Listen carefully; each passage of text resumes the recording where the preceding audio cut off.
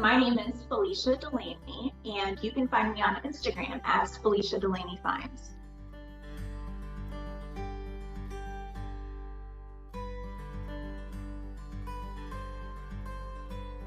The first time that I experienced hair loss was when I was a child. I was probably somewhere between the ages of 8 and 10, and I had a circle on the back of my head, and all of the hair fell out of it. Eventually, that came back. And I didn't have hair loss again until 2005, and that was when I had my first child. And I remember it being astounding. Like I had never heard of people losing their hair after they had a baby, and I'd never seen somebody after they lost their hair after they had a baby. But I was seeing on myself for the first time, and I lost it, all through the front and behind my ears, and it was very sparse. And at the time, it was 2005. I really didn't know anything about alternative hair options. I didn't know about extensions. Certainly did not know about wigs. And it was just, I remember being devastated. I was also very young at the time. So that combined with weight gain and just all of the body changes that come with bringing a person into the world, really took a toll on me. And it took about 2 years for my hair to come back. And it was a very, very long 2 years.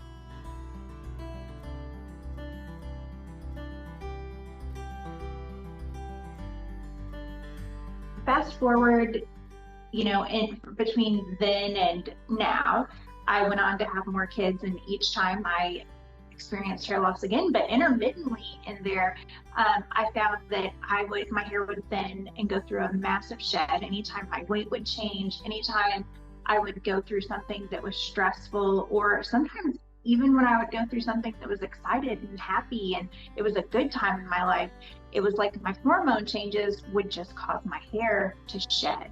And finally, I got to this last point, and I remember watching The Real Housewives, and Kim Zolciak came on, and she showed this room full of wigs. This was years ago, before I even got to the point of wearing wigs. And she was talking about how she has hair, but she wears the wigs because it's better. And she doesn't have to worry about how her hair looks because all of the hair is done for her, and all she has to do is put it on, and she could just think about what she was actually doing rather than does she look her best, because all of her wigs were in the best condition. When she put them on, she knew she looked good. And I wanted that for myself for years, but I thought there's no possible way I'm gonna put a freaking wig on my head. No way. People will make fun of me, people will think it's weird. So I denied myself that opportunity until this year. I went through some weight loss and I lost a ton of hair again. It definitely gave a running for my 2005 hair loss.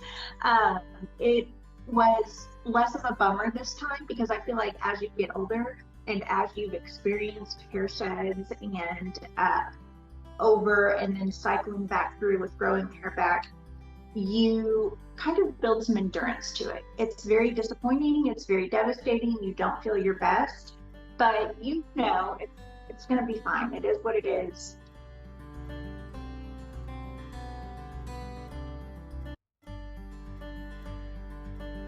I put the first wig on and I was like, wow, this looks friggin' awful.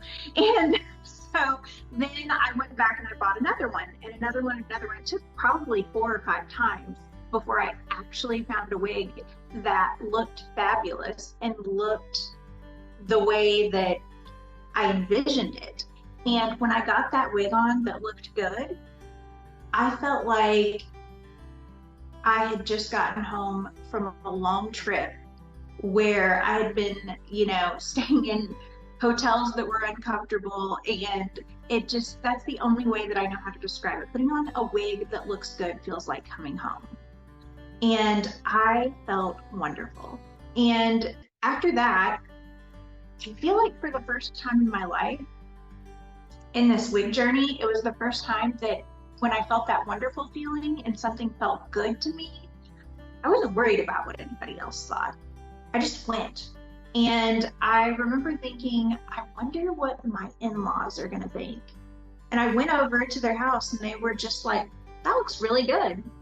And it was like, oh, okay. Like no one's, thinking that I look weird or terrible or like something that I don't want to look. And then I showed my kids the wig. And that was really the ultimate test, because when I showed them me in this wig, they were like, why? And I was like, because I want to. And I didn't even let that deter me. And as time went on, obviously they have gotten comfortable with me wearing the wigs.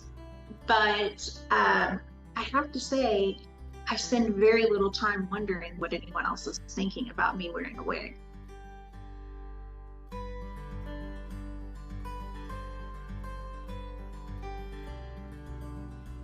So the first time that I got a wig, of course, when you have fine, thin hair that's falling out, you think that you need to go for the wig that has the most hair. You think you need the Shakira hair. And I found out really fast that wasn't the case. So the first wig that I got, it was just incredibly full. It was a lot of hair. I knew absolutely nothing about capsizing. Actually, I bought my first wig without even knowing that I needed to measure my head. So that was probably where I really went wrong with my first wig buying experience. But I bought a wig that just had too much hair, so it was very heavy, it was very full. I knew nothing about cap construction and how to choose a wig that I have a very sensitive and very itchy head.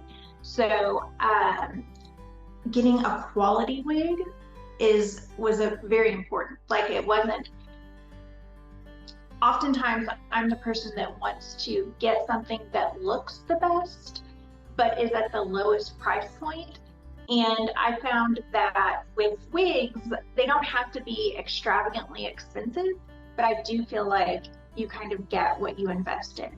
And so I had to kind of adjust my spending expectations as well to get into the wigs that I feel like were going to be the most comfortable for me.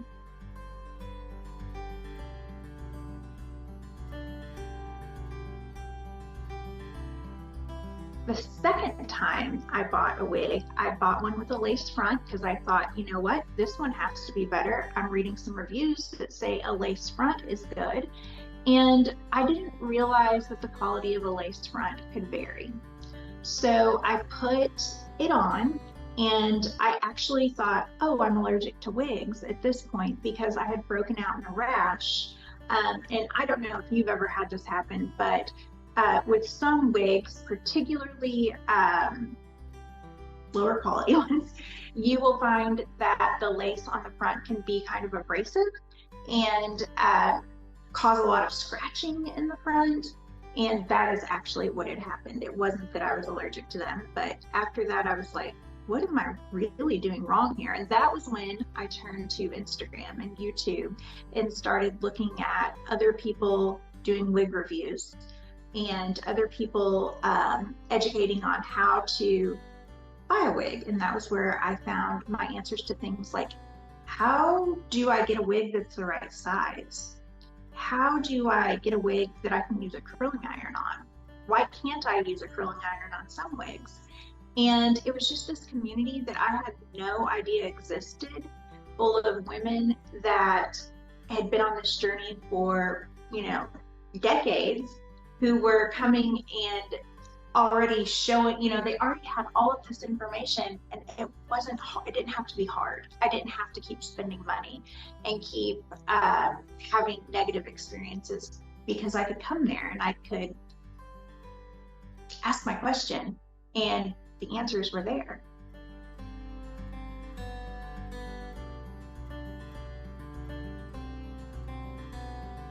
I think what helped me was exposure therapy, like putting on the wig and doing the thing that was overwhelming me to think about doing and finding out that nothing bad happened.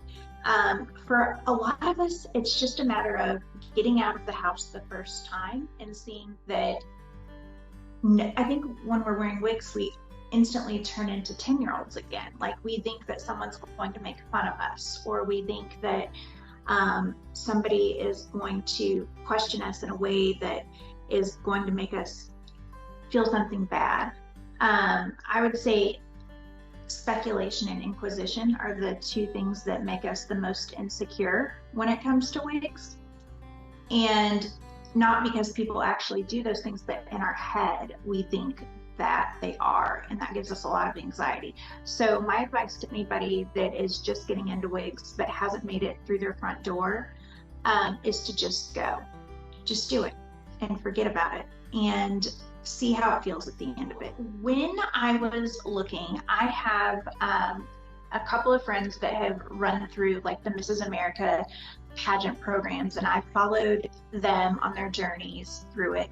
And somehow I stumbled upon a girl's Instagram, Katie Clatterball, who is Mrs. North Carolina, and she was doing pageant prepping for the Mrs. America pageant. And then I saw her take her hair off, and I was like, I just got like chills. I was like, oh my God, she's going to the Mrs. America pageant and she's going to wear a wig. And in that moment, I thought, if Mrs. America can wear a wig and not be embarrassed, then I think I can too.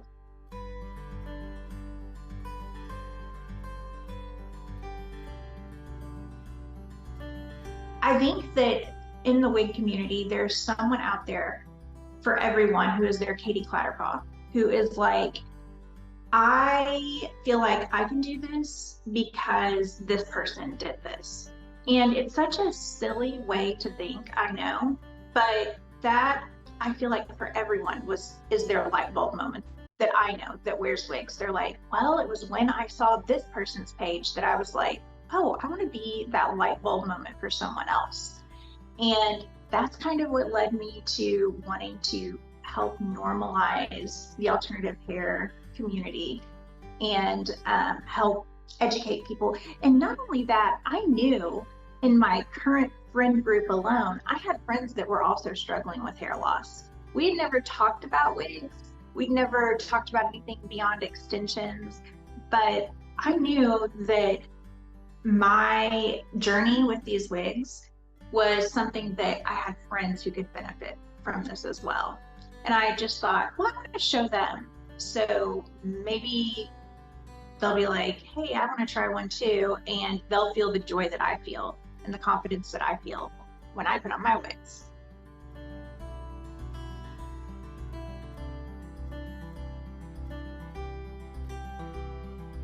I love when people message me and they say, so that's a wig?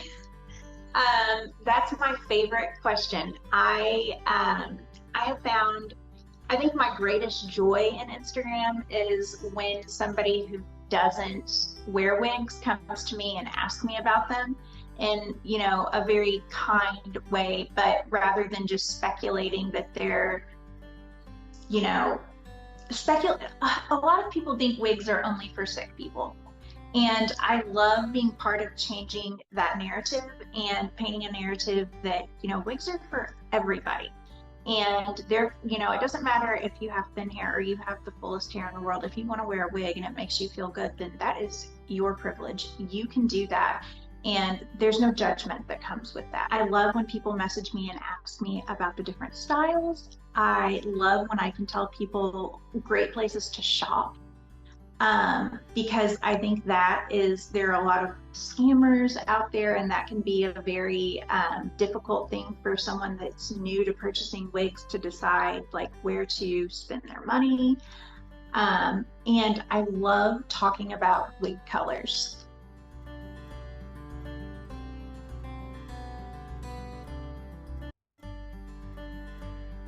Well, I would definitely recommend the wig company, obviously. I would recommend that you first get your wig size, find out how to measure your head and how to get a good sizing on you.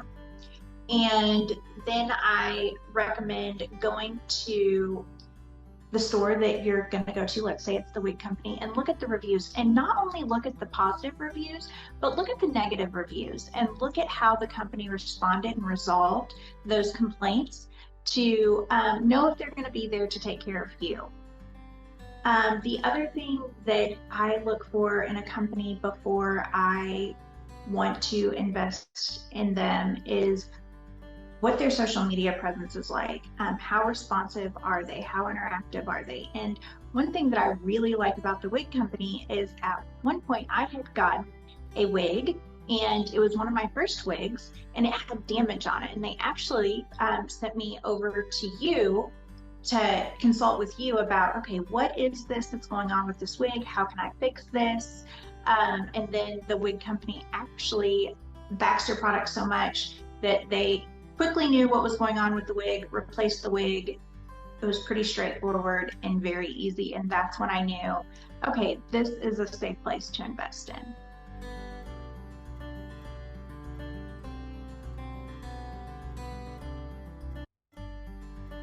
I have to tell you, my favorite thing, and this may not be everyone else's thing, and somebody may hear me say this and be like, oh my God, Felicia, why would you say that's your favorite thing? It's the hairline. It's like this right here is the fact that I can get like those Hollywood bangs with a wig that I've never been able to get in my life. I love them. The other thing that I love about the wigs is that I literally get to pick a new hairstyle every single day. And I just love having that option. I love that I don't even have to think about how my biological hair is going to behave, because she doesn't think through a wig every day. Like, it just takes so many variables out that used to cause me stress. It makes life so much more easy and peaceful.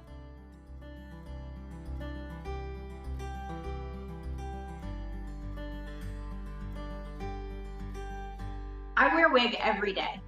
Whether I am inside or outside, it does not matter how active I'm going to be or how inactive I'm going to be. I'm definitely going to have a wig on if I'm doing anything. But I think one thing that I thought was going to happen is that I was going to have to kind of sit very still every time I put a wig on, and I was not going to be able to move my head very fast because I thought the wig would just fly off. I thought that was a possibility.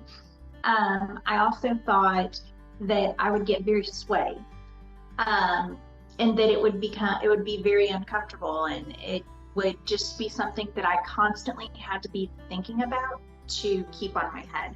And that's not the case at all.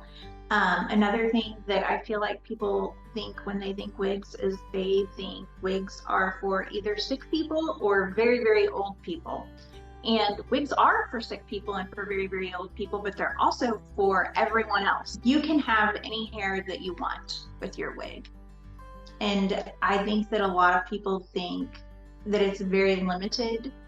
And then when you get into buying wigs, you realize like there is no limit.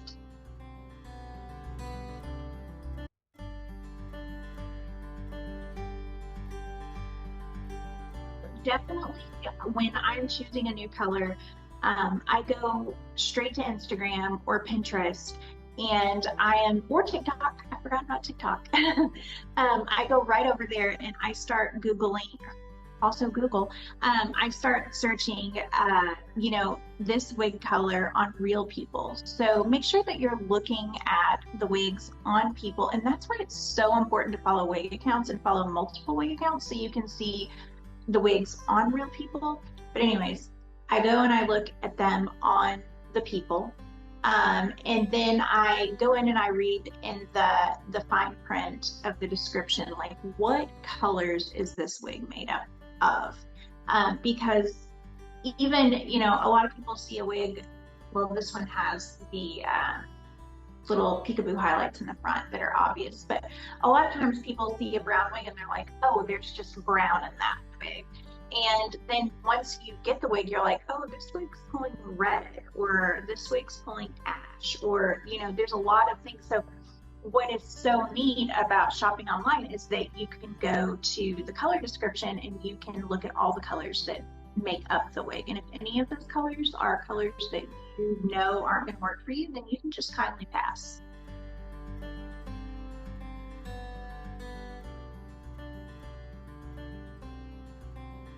So my go-to color with Raquel Welch is definitely hazelnut. I also have another favorite, but it's in a totally different color family. Actually, I have a favorite for every color family.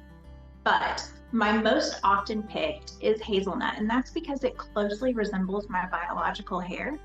And that was kind of my safety net when I first started wearing wigs, especially. All of my wigs were the same color because it made me feel safe and it made me feel comfortable because I thought, well, maybe they'll just think I got extensions. Well, nobody surely was going to believe that, but in my head, they were going to believe that. But the hazelnut, it's made up of so many warm shades of brown. It's very dimensional. It's very warm, and it's just that brown that I always wished would hold in my hair, but it always faded out and became flat.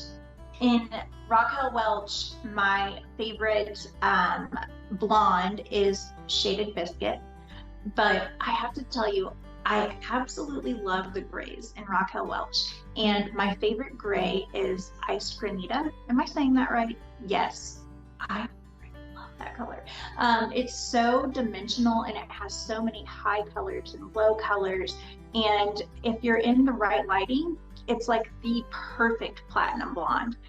And so I would say next to hazelnut or in the neck and neck with hazelnut, even though they're on two totally different spectrums, Iced Granita is my second favorite, my 1.5. And then the other color that I really, really love is Fiery Copper.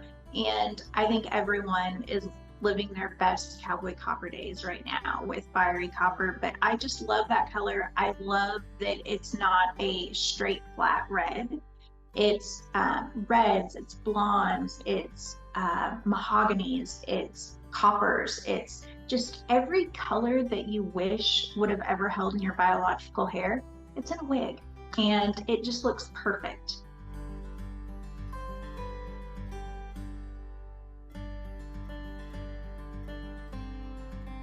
My thing, if I could do anything different than, and approach my wig journey any differently than how it started, it would be this. I would do it sooner. I would go back to 2005 when I was completely miserable and walking around with bald spots for 2 years. And I would say, hey, put a wig on and just see how it feels. And I would have found out then how much more confidence I could have, how much better I could feel, and how much simpler my life could be. I feel like wigs are great for my mental health. I feel like they are obviously great for, time, energy. There's so many perks. And so I wish that I just would have realized that sooner instead of thinking, I can't do that because I'm just me. And, everyone deserves to feel comfortable. Even you, whoever you are that's watching this, you deserve to feel comfortable, and you deserve to have self-confidence, and you deserve to wear any hair you want to. So I wish that I would have done that sooner. And the other thing that I wish I could do, press the rewind button on, is I'm the kind of person who doesn't like to read directions before I put the furniture together. So I wish that I would have been able to cancel that part of my personality out and educate myself before I made the first investment. Know, how to pick a proper wig, how to size myself for a wig, what the different fiber options are, and all of those things before I invested in the first wig.